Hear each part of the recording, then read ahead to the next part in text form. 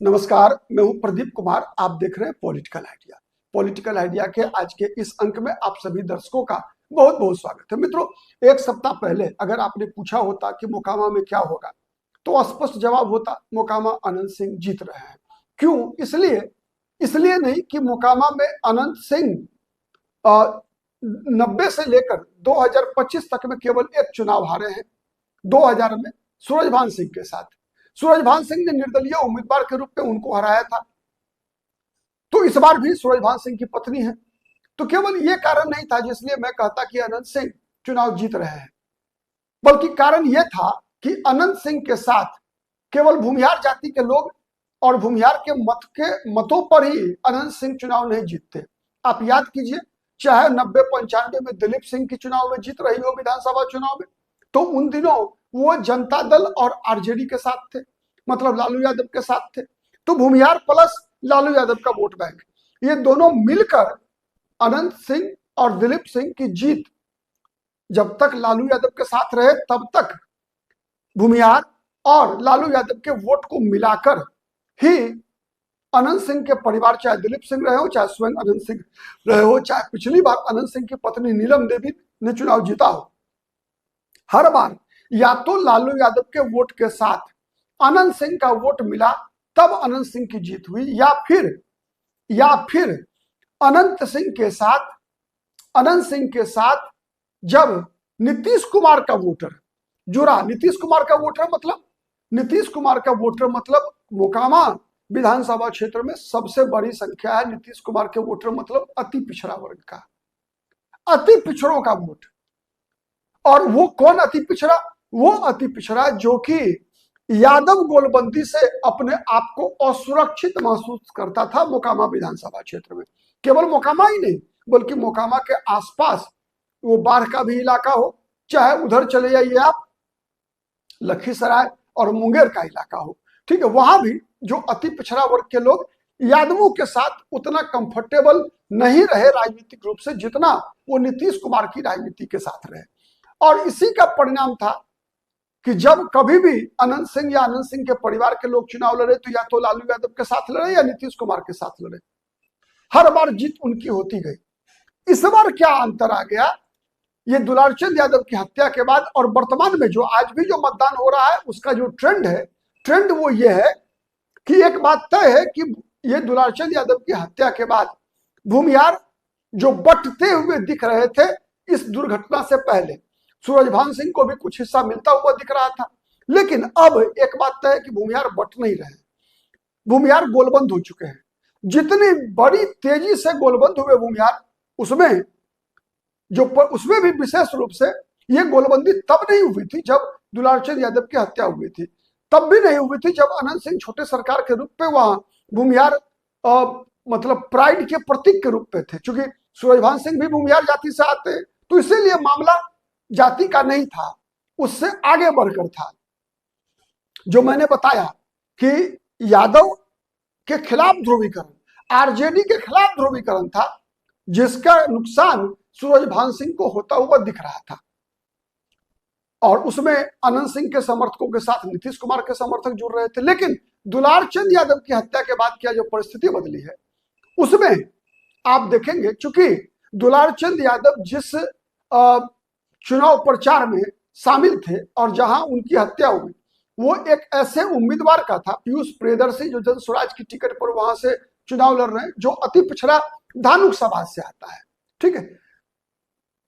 और ऐसा कहा जाता है कि मतलब पारिवारिक संबंध पीयूष प्रियदर्शी और दुलारचंद यादव के बीच था, और उसी संबंध के कारण पीयूष प्रियदर्शी का साथ दे रहे थे दुलारचंद यादव, और उनकी हत्या हो जाती है। और उस हत्या के प्रतिक्रिया स्वरूप, चाहे वो शव यात्रा का मामला हो, चाहे वो पोस्टमार्टम कराने वाला जो मामला हो, सीन हो, उसमें जिस प्रकार से दुलारचंद यादव के समर्थकों ने भूमिहार जाति के लोगों को गाली दिया, अपशब्द कहे, उसका प्रतिक्रिया क्या हुआ कि जो लोग भी भूमिहार जाति के सूरजभान सिंह के साथ दिख रहे थे, उन लोगों ने सूरजभान सिंह से अपना हाथ पीछे खींच लिया जातीय स्वाभिमान के नाम पर। तो अब एक परिस्थिति है कि भूमिहार जाति के लोग इंटैक्ट हैं अनंत सिंह के साथ, लेकिन उसकी प्रतिक्रिया क्या हुई? प्रतिक्रिया में चूंकि उम्मीदवार अति पिछड़ा, दुलार चंद यादव यादव जाति के लोग का, तो इन सब की गोलबंदी हो गई। और चूंकि मुकेश सहनी भी इस बार महागठबंधन के साथ है, तो मोकामा विधानसभा क्षेत्र में सहनी जाति के मतदाताओं की भी संख्या धानुक जाति की तरह ही अच्छी खासी संख्या है। और इसका असर क्या हुआ, जब यादव,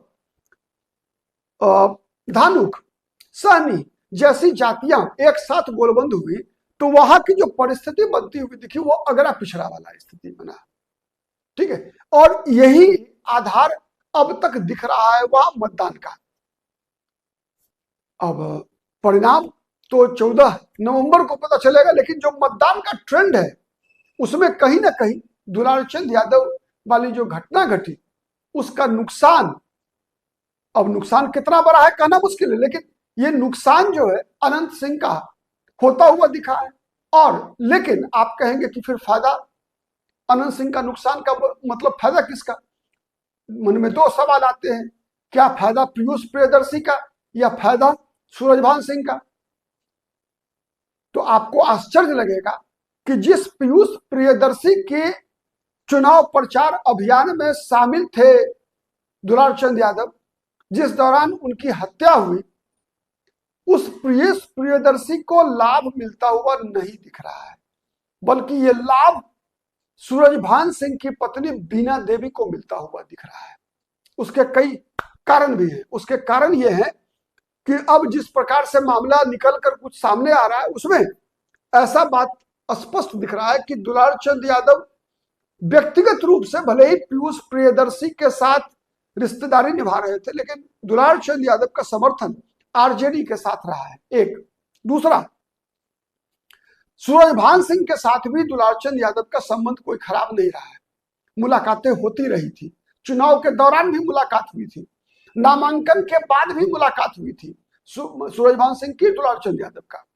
एक दूसरा, ये जितनी भी घटनाएं घटी, चाहे वो हमला का मामला हो, फिर पोस्टमार्टम का मामला हो, चाहे वो शव यात्रा का मामला हो, हर कार्यक्रम में सूरजभान सिंह की पत्नी बीना देवी जो उम्मीदवार है वहां आरजेडी के, उनकी पूरी सहभागिता रही।